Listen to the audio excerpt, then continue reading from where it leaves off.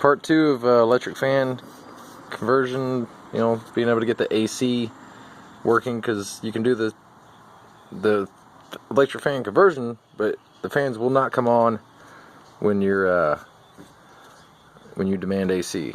And this is on 02 Tahoe. If you haven't watched part 1, go watch part 1. It explains what I did in detail with the wiring diagram drawn up.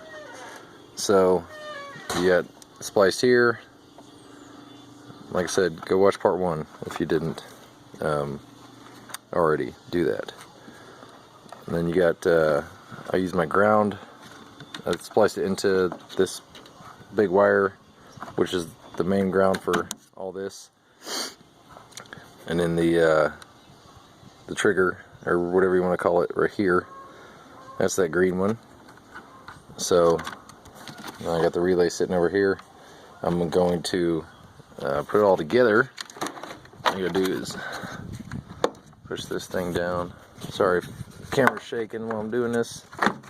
Try to do it one-handed. Alright, get everything connected in. So I'm gonna show you start it up with it all working, and I'm gonna take it off so I can show you factory how it's not going to work, and then when you wire it up like I showed, it'll all work perfect. So I'm gonna take off one wire just so that it doesn't complete any circuit at all.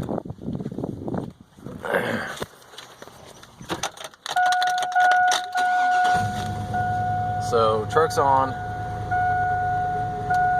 You turn on AC, and AC is on. AC recirc cold right. Go around.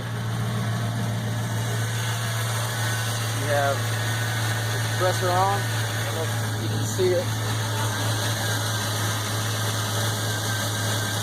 It's turning, but no fans are turning.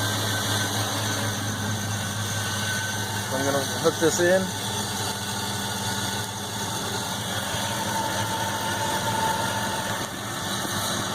That one wire back in there. Bam. Fans turn on. Compressors go on.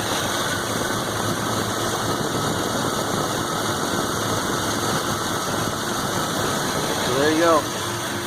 It's the fix for getting the fan to turn on with AC and not just normal, because it worked fine normal. And yeah, I didn't get any cooling.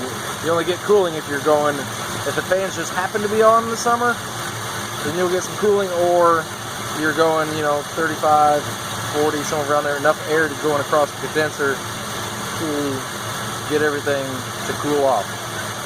If you don't do this and you run your AC, you're basically gonna over-pressurize and overheat your whole AC system. You're gonna ruin your compressor, and you're gonna spend a lot of money, which is basically what happened to me. So yeah, but put this cover on here, show you how it's gonna look all nice and pretty. Let me get this out of here. There we go. And then I'm just gonna mount this right there, just so it's out of the way. We got cover here.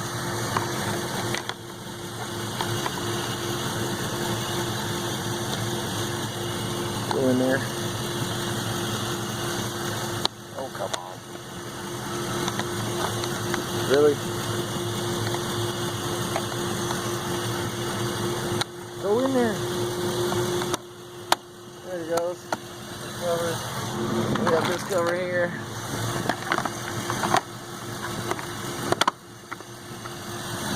As you can see, I got to put the cover back on the ECM, and then I got to tuck those wires back. I didn't touch those wires, I was just looking at some stuff, so ignore that. But it basically, you know, it looks kind of factory. And then you got a few wires hanging out here.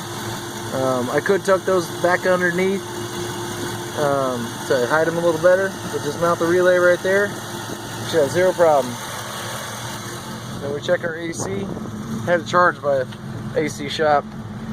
I'll turn it up a little bit. There we go. And that is like super, super ice cold. Sitting idle. And you know, if you have these types of vehicles, whether it be the truck or the Tahoe or Yukon or whatever, that at idle, your AC sucks. And if you're driving normal, like on the interstate, and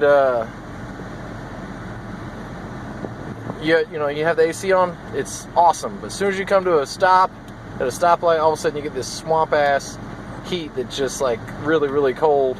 I mean, really hot, and you're like, what the heck? I just had great AC. So yeah. But you can see, once I shut AC off, it all shuts everything off. And just spinning down. AC compressor off.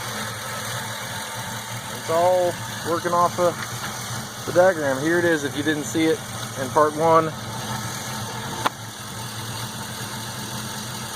Yeah, like I said, go to part 1, you can see me explain it, but here's just you can pause it and look at it. If you understand schematics at all, you can figure your way through it.